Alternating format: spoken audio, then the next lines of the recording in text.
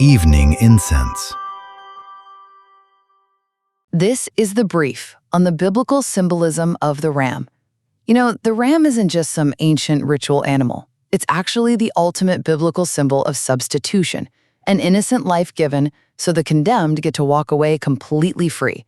First, we trace this back to Mount Moriah in Genesis 22. Picture this. Isaac is carrying the wood, bound and laid on the altar.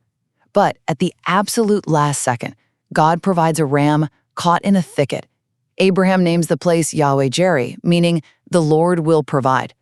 Put yourself in Isaac's shoes for a second.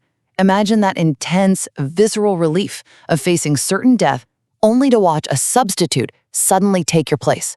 Second, how does a wild mountaintop rescue translate to everyday life?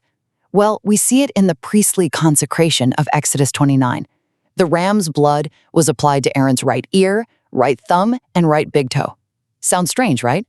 But it beautifully sanctified exactly what he heard, how he served, and where he walked. It's kind of like putting on a highly specific uniform that completely protects your daily senses and actions.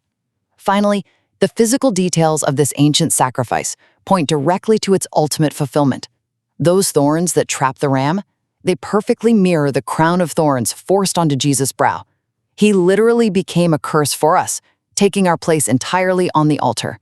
What if that ram caught in the thicket and the Savior crowned with thorns are actually the exact same figure, just viewed from different ends of time?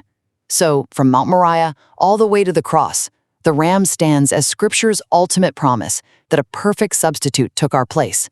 We get to go home safely, purely because the substitute stayed on the altar.